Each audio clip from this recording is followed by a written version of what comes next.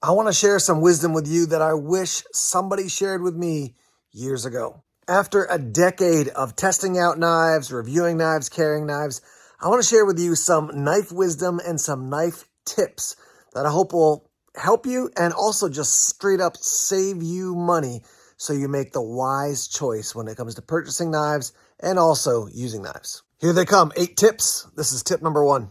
It's easier to do small knife tasks with a large knife instead of large knife tasks with a small knife. If you have a big blade, you can choke up on it and do some of that detail work. But if you need a long blade to slice through something, if all you have is a 2 or 3 inch blade, you're just in a tough spot. So remember, it's easier to do small knife tasks with a large knife as opposed to large knife tasks with a small knife. Tip number 2.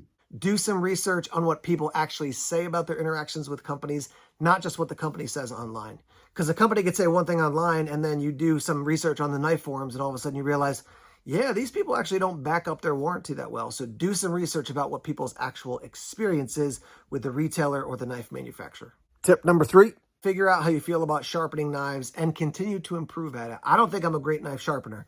Part of the reason is because I get knives to review so I can move on to another knife without having to just focus on one blade and keep sharpening it. But if you don't like sharpening knives, get a steel that's going to hold up. If you don't mind sharpening knives, then touching it up or sharpening it on a regular basis, maybe not as big a deal, so you can get a lower grade steel. Tip number 4. Think about what you're carrying in addition to your knife. Do you carry a flashlight? Do you carry a wallet or a phone in your front pocket? Do you carry a pen, a notepad? If you got a lot of stuff, every little bit of extra weight, all of a sudden now you've got tons of weight in your pockets because of the things that you're carrying. So think about not just the knife weight, but what additionally are you carrying in your pockets that could add just overall weight to your person that day. Tip number 5.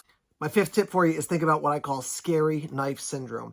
Maybe you have a knife that you really like, but when you take it out, people are like, whoa, this guy's crazy. So just be aware, you don't want to freak people out that every time you take out your knife to, cut something for lunch or cut open a package, they get really scared. Scary knife syndrome, it's a real thing, especially for people who don't feel comfortable around pocket knives. Tip number 6. Enjoy the knife, but don't choose form over function. Get a knife that you can enjoy, but also that it's definitely going to do the jobs you need it to do. Make sure that is a useful tool for you in your EDC. Tip number 7. Be aware when you're carrying your knife into another state. So I live in New Hampshire. Maine is like 25 minutes away. Massachusetts, 25 minutes away. Vermont's a little bit further, but I can go to a bunch of states in a very short amount of time. So I need to be aware if I'm carrying a knife to another state, particularly Massachusetts, because they have more restrictive laws overall compared to New Hampshire, which doesn't have very restrictive laws overall and definitely around knives. So if you're traveling out of state, be aware which knife you're bringing to that new state. And tip number 8. I encourage you, be willing to invest a little bit more in your EDC knife. I think you're going to be happier as opposed to being a real penny pincher and then you get something that you don't like and you're never going to use.